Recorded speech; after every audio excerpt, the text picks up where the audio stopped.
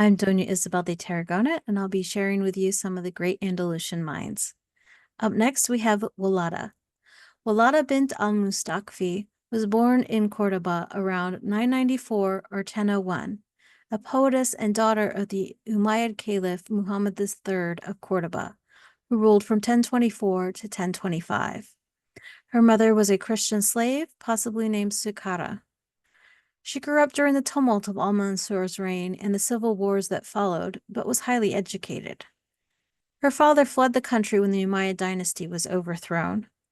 With no male heirs, it's been suggested that Wallada was his heir, and she owned property as allowed by Islamic law.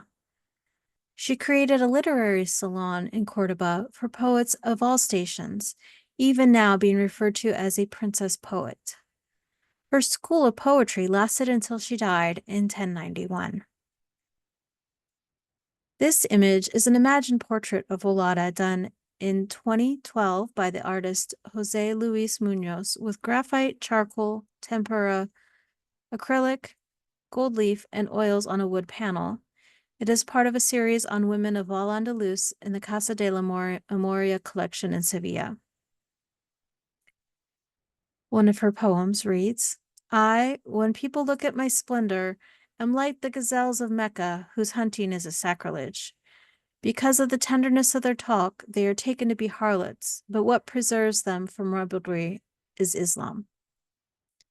Wallada was known for avoiding a veil, not covering her hair, and was accordingly criticized by the imams and called a harlot. In response, she had a cape embroidered in gold with the phrases, I am, by Allah, fit for high positions, and I am going by my way with pride. Forsooth, I allow my lover to kiss my cheek and bestow my kisses on him who craves it.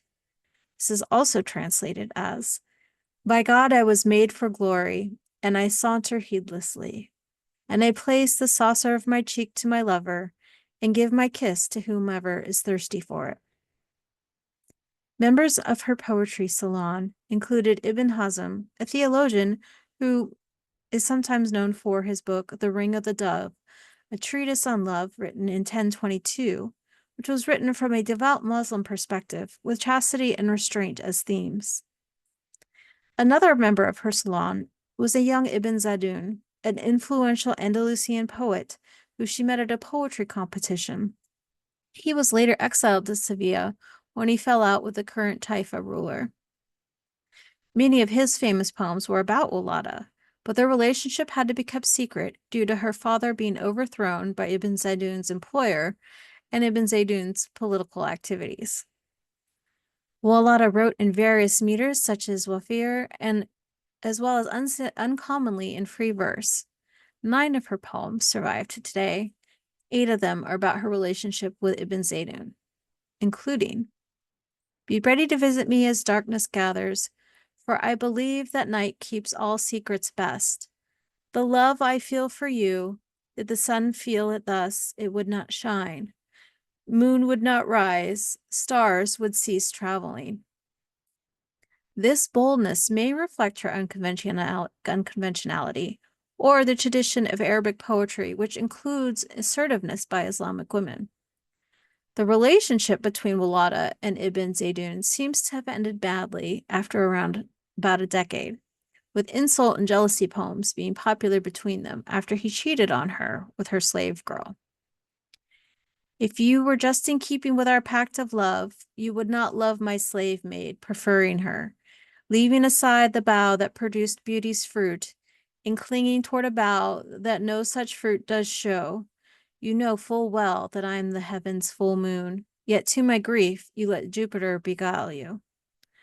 The use of Jupiter here may be a racist jab to her slave girl whose skin may have been darker than hers, or it may have been a pun with the words Jupiter being very similar to the words for purchase. Other insult poems that they mailed between each other included references to his affairs with men, and sexual themes continued in her poetry with others, such as one of her later proteges in her salon, Muja bint al-Tiyani. They exchanged explicit poetry, some critical, although much was lost. Most of what we know of Wallada has been through Mujaz and Zaydun's poetry. After their breakup, Wallada moved in with Vizier Abu Amir ibn Abdas, one of Zaydun's rivals, with whom she lived until his death. Zaydun referred to Ibn Abdas's rat-like appearance in this verse. You were for me nothing but a sweetmeat that I took a bite of, then tossed away the crust, leaving it to be gnawed on by a rat.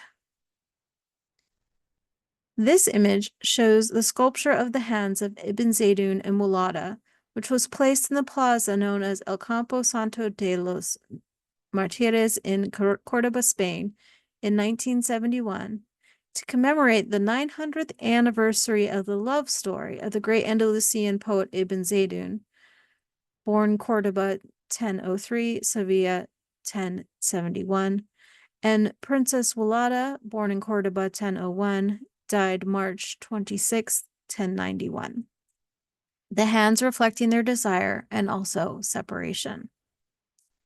The sides of this sculpture are inscribed with two of their verses. I fear for you, my beloved, so much from even my own sight, even the ground you tread, even the hours that pass threaten to snatch you away from me. Even if I were able to conceal you within the pupils of my eyes and hide you there until the day of judgment, my fear would still not be allayed. By Wallada. Your love has made me famous among high and low. Your face devours my feelings and thoughts. When you are absent, I cannot be consoled, but when you appear, all my troubles fly away, as if I have the whole humanity by my side. Ibn Zaydun.